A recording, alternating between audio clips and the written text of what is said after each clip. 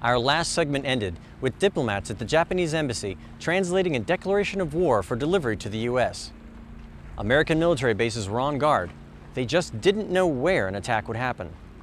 Nimitz looked at the bright side. He says the Japanese just blew it. They didn't get our oil and they didn't get our yards. 70 years ago, Japan was preparing to declare war on the United States. Training for the attack started in the spring of 1941 under the command of Admiral Chuichi Nagumo. Nagumo's fleet included all 6 carriers in the Japanese Navy, 24 other vessels, and a separate group of submarines to sink American warships that escaped the carrier strike force. Sunday morning in Honolulu was for sleeping in, making pancakes, and going to church. People living on the island of Oahu paid little attention to the hum of planes in the distance, believing they were part of an Army or Navy drill.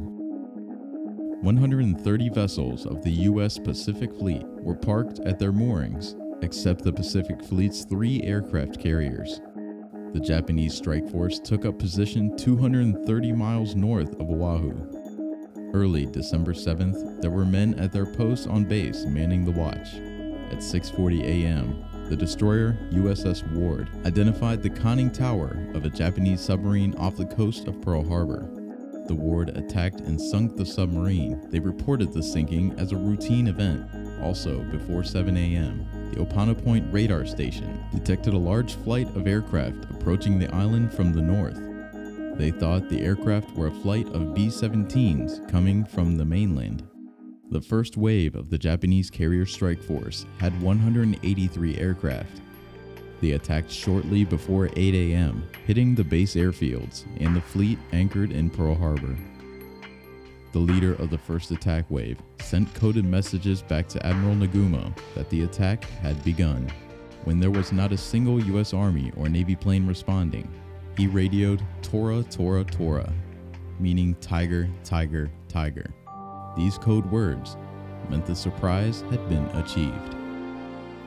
Army Air Corps airplanes, parked wing to wing as defense against possible sabotage, were parked at the airfields of Hickam, Wheeler, and Bellows.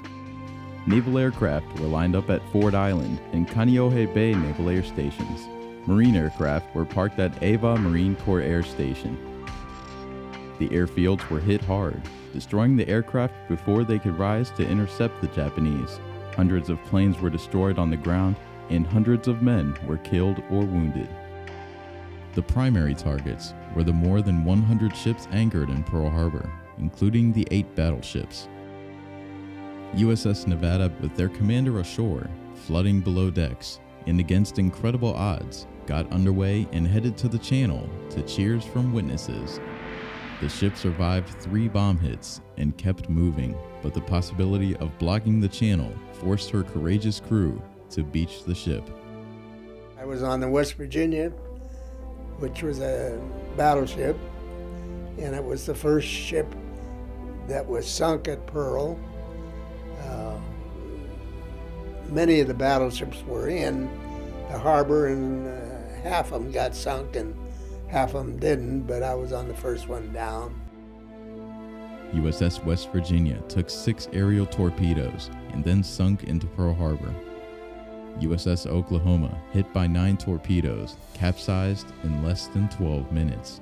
Couldn't see a thing. It was black, black, black, dark, dark. And so I just tried to, there were bodies floating all around me. And then I saw a light. Hundreds of men were trapped below decks. Some were trapped for more than 25 hours and rescued. 429 lost their lives. We were down about 50 feet deep in the depths of Pearl Harbor. I swam and swam and swam, and finally got to the surface, and there was burning fuel oil all around me. At about 8:10 a.m., an armor-piercing bomb hit USS Arizona's forward ammunition magazine. The explosion and fire instantly killed over 1,000 crewmen. The repair ship USS Vestal was moored to Arizona. The explosion and fireball burst 500 feet in the air, blew men off nearby ships, and snuffed out the flames on the Vestal, saving the repair ship. A second wave of 170 Japanese planes arrived at 8:40 a.m. and was met with gunfire. The strike force continued to pound the airfields, Battleship Row, and the shipyards. At 10 a.m., the attack was over. Admiral Nagumo did consider a third attack, but knowing the absent U.S. carriers could pose a threat, he ordered the force home.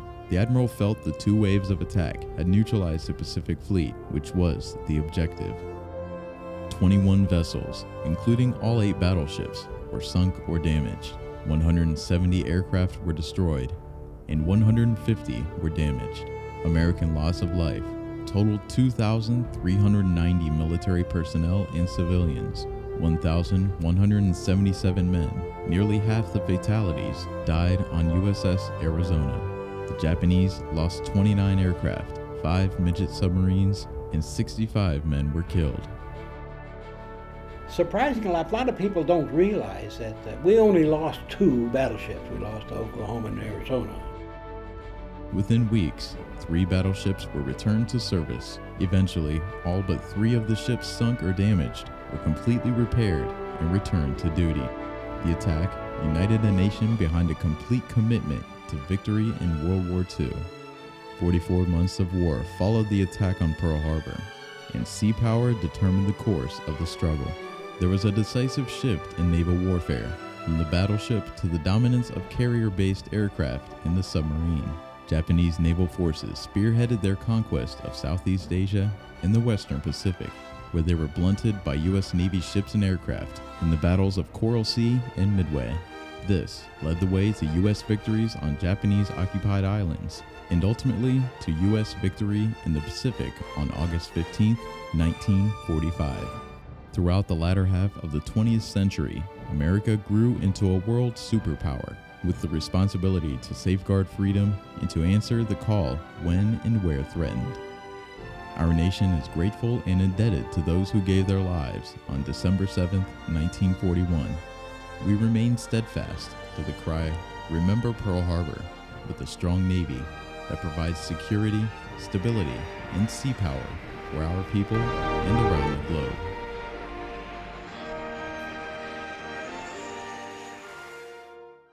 America will never forget the attack on Pearl Harbor.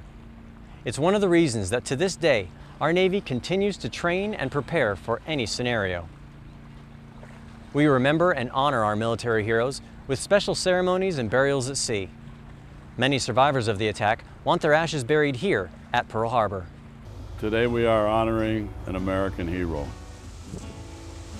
And now the United States Navy will honor him by scattering his ashes in the waters of Pearl Harbor, as he so richly deserves. 2, 8, 5. My name is Master Chief James Taylor, United States Navy, retired. I'm best known for being the individual who coordinates the services for the scattering of ashes and interments here in Pearl Harbor. As years went by, I became more and more involved with the Pearl Harbor survivors themselves and all of their burials, and I've been the only one that's done any of them, I'd say, for the last 10 years. I have been privileged to meet hundreds of Pearl Harbor survivors at the various ceremonies that are here, and also the ones that live here locally, and I just enjoy being with them. That's the first round I fired December the 7th. To me, they're heroes. To me, anybody and everybody that served in a military uniform are heroes. Well, we all know that World War II started here, and it has history that'll never be told. Every day I learn something new. Pearl Harbor was the home port, and still is, of the finest Navy in the world. I think that the reason that they want their ashes scattered in the harbor, in Pearl Harbor in particular, is because their shipmates, their brothers in arms, were killed that day. The ocean does draw people, and it's like family. I want to be with family when they go. So this year's 70th is vitally important, not only to the survivors, but also to their families. So the families are the ones that really should attend that ceremony also, so they can carry on the legacy of their loved ones who served. It is a big deal, and unfortunately, it's going to be the last visit for an awful lot of Pearl Harbor survivors that are coming for the event. Most of them now are unable to travel because of their physical condition, and it's going to be kind of a sad event for me, simply because I won't see these guys again alive. I'll see them when their families bring them here, but I'll make it through it, and I do know that when I'm hoping and I'm praying that I can stay healthy enough to keep on doing this until they're all gone.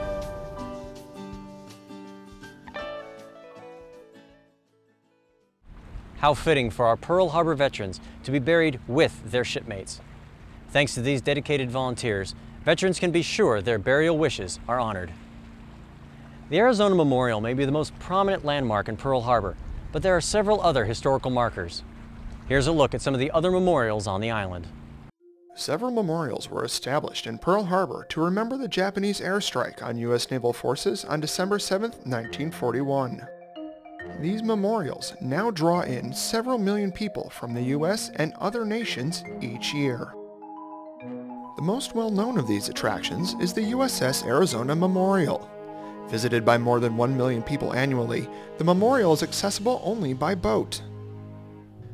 The memorial itself crosses above the middle of the sunken hull of the ship without touching it. Oil from the Arizona still rises from the wreckage. The oil is referred to as the Tears of the Arizona. Arizona was declared a National Historic Landmark May 1989. Another memorial is the still submerged wreck of USS Utah. The capsized wreck was only partially righted to clear an adjacent berth in 1944.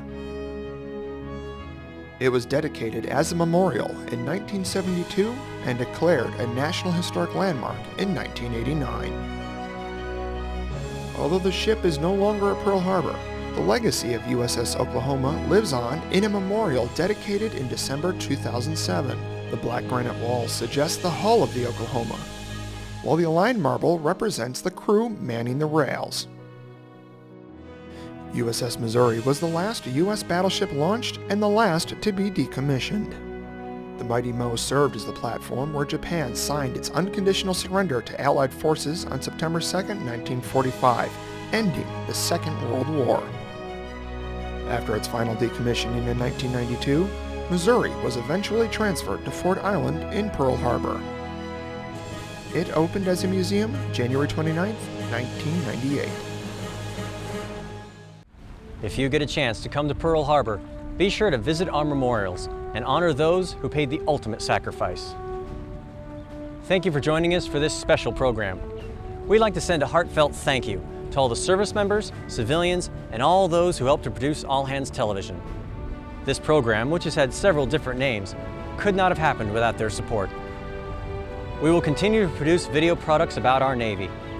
You can find these new products online at Navy.mil or at many social media networks, so please be sure to check them out. For the All Hands Television team, I'm Petty Officer James Stillipek. Thank you for watching.